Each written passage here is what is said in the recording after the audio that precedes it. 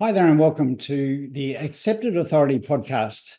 My name is Greg Roworth, and each week on the Accepted Authority podcast, we talk about the challenges of growing a consultancy practice. And specifically, we focus on the strategy of positioning yourself as the authority in the market.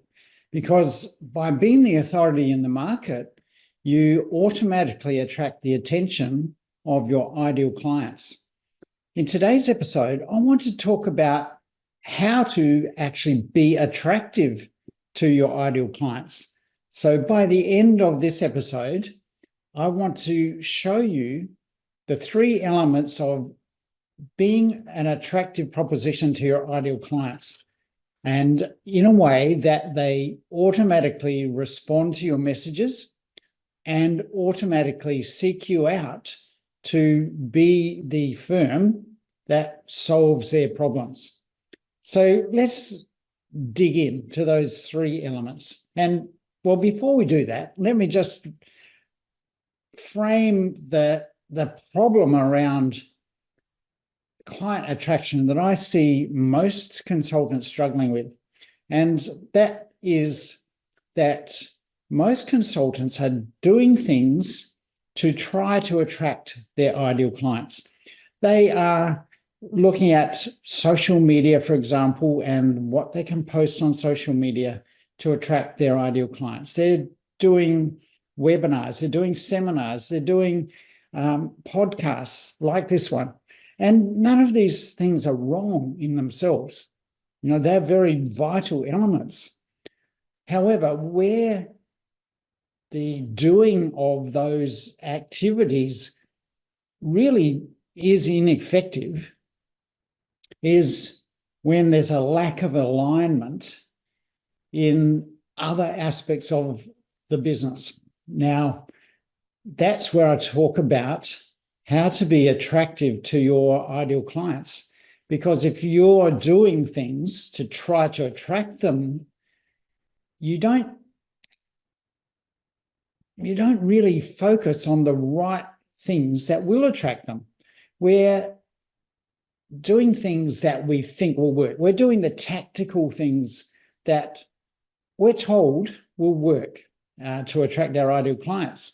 However, when we're doing things to try to attract them, we're forgetting the fundamental element of doing what it takes to be attractive. Now, that is more about a state of being than a state of doing. We can do lots of things to try to attract people, but if we as an organization, as a firm, are not attractive, we're actually potentially repelling our ideal clients with everything we do. If what we say rates against their values, if what we say doesn't appeal to their sensitivities, all of the activities we do are potentially repelling our ideal clients instead of attracting them. So before we try any of those tactics, and again, none of those tactics are wrong, it is about where we're coming from and how attractive we are first, to use those tools then to extend our attraction. So those attraction mechanisms need to be in alignment with who we are as a firm, who our clients are, and what is the message that we're putting out to them. So those are the three attraction elements that I want to talk about today. And the first is who we are as a firm. Now, when I look at your websites, I see a lot of websites that say, here's who we are, here's what we do. And that's well and good, but that is not really who you are as a firm. What I'm seeing on those sort of websites is these are the things that we do as a firm, and these are the services we offer, and here's our experience, here's our credentials, here's what we've got to show as proof that we can do what we say we can do. That is not who we are as a firm. because who we are as a firm is a much bigger proposition than that.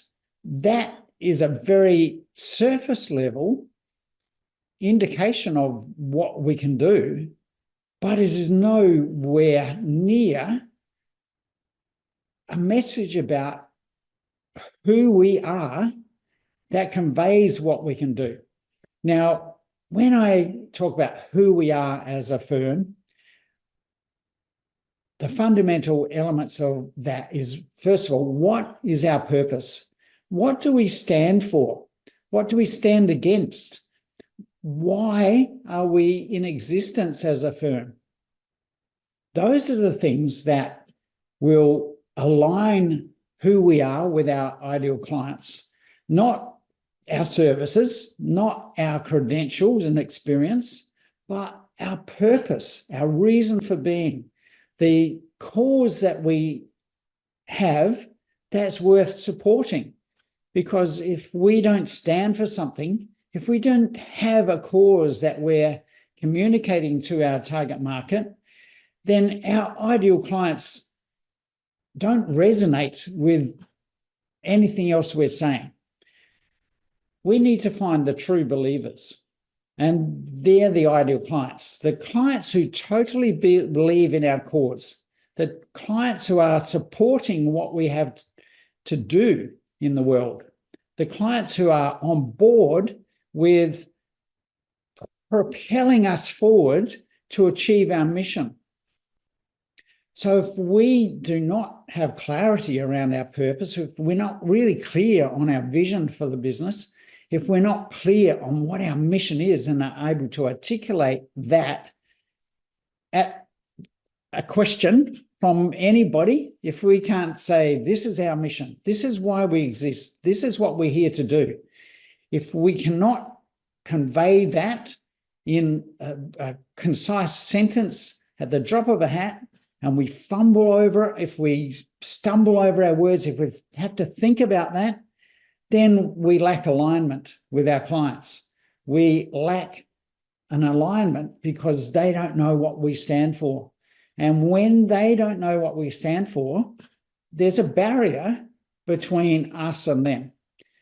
We have to remove the barriers to attract our ideal clients. There needs to be a seamless process of attraction. When we put barriers in the way, then it stops the attraction. There's a hurdle that our ideal clients have to get over to get to us, and vice versa. That hurdle is in the way of us getting to them as well. So the first point of attracting our ideal clients is to have clarity around our purpose, clarity about what we stand for, and clarity in such a way that we can convey our mission to the world, our mission to our ideal clients, the cause that they will automatically support. Now, when I say that, that means that there are going to be some in our potential market that are fully on board with our mission. They will be backing us and supporting us to the hilt because they're the true believers. They're the ones who understand what we have to say. And more than likely, because of that, they know that we understand them. On the other hand, there's another group of potential clients that probably don't get us.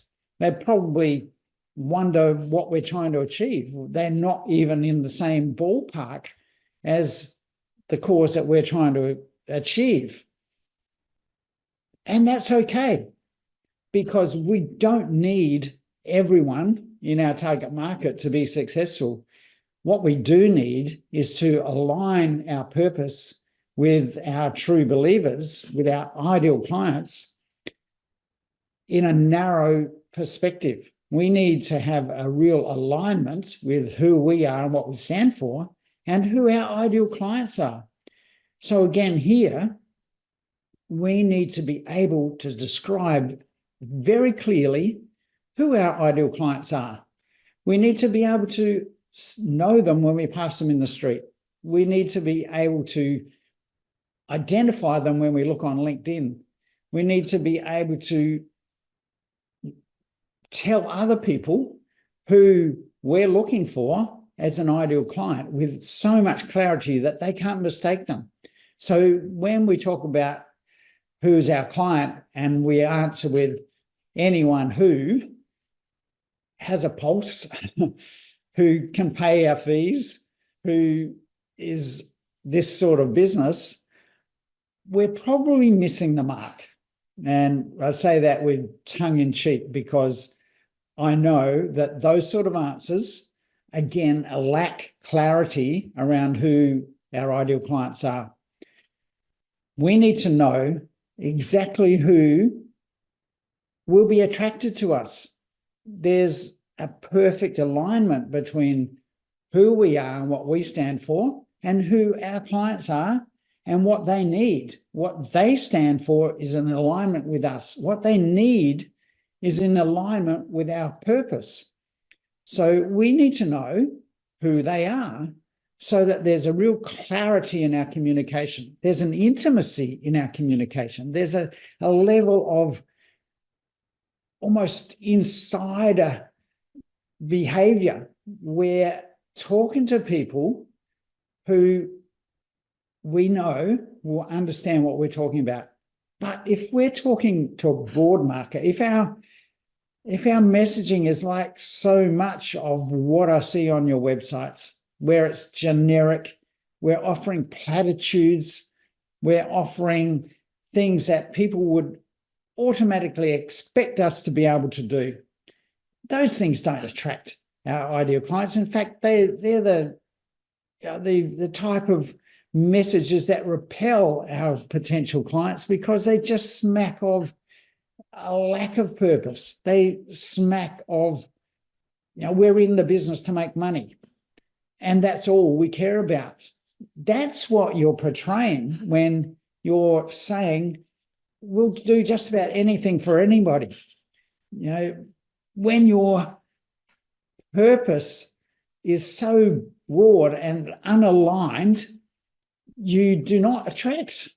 You actually repel with platitudes, with generalities, with statements that are wide sweeping because you're trying to scoop up as many opportunities as you can so that you can make money from the work that you do. That sort of purpose just pushes people away. It really creates a real, almost a negative feeling in the market that here's a business we can't really trust. When the message is broad, unappealing, and generic, it portrays a lack of trust. When you cannot convey your purpose, when people cannot see that you have a purpose, a cause worth supporting, how can they trust you? They don't know what it is you stand for. Therefore, there's a barrier, another barrier in between who we are and who our clients are, and we're pushing them away by not being attractive. We are attractive when we know exactly who our clients are and what their biggest problems are. And that's the real reason to have that intimate understanding of our ideal clients, because we want to know the challenges that they normally face. When we operate with a clear purpose to solve a specific problem for a concise or a smaller than the universal group of potential clients, when it's a narrow, targeted selection of potential clients that we serve best, we know we serve them best because we really understand their problems and the challenges they face, and we have a solution for that that is unique because it is designed and customized for them as a group. Not customizing our services individually, one by one, for every broad-based client that we bring on. That is a recipe for inefficiency and low profits. And it actually defeats the purpose when you're trying to serve as many clients as possible to make money. And the business model you create because of that is actually an unprofitable business model, in that it leaves money on the table because of the inefficiencies and the challenges in that process itself. So counterintuitively, the more you target your focus on a specific target market that you can serve best, because you can consistently provide them the same service as you provide to all of your clients, because that particular service solves their specific problem, you can actually make much more profit, because people are willing to pay you more for that unique service that you provide, because none of your competitors are actually providing that unique service. So having that attraction, because you are the only one, your firm is the only firm that offers the best solution to your clients, that is enormously attractive. Therefore, the final element of this whole process is to be clear in your offer, what it is that you offer your clients. And that is not your range of services. I'm sorry, but that just does not cut it. That does not attract clients. Clients are not interested in your services. Clients don't actually want your services. They don't want to pay for your services. I can't make this strongly enough. Clients do not want to pay for your services, but they are willing to pay over the odds for the solution that solves their biggest problem. So your offer is not about the services you provide. Your offer must be about the solution, the value that your clients achieve by working with you. Your offer is, if we do this, this is what you will receive. And that has to be enormously attractive so that your firm is attractive. When you can offer something that your clients automatically want, again, you lower resistance, you lower the barriers, you obliterate the barriers between them and you, when you are saying, here's what I offer, and I know it's what you really, really want. If I can refer back to one of my favorite phrases that I've picked up from the old Spice Girls song, tell me what you want, what you really, really want. That's what we have to understand about our clients.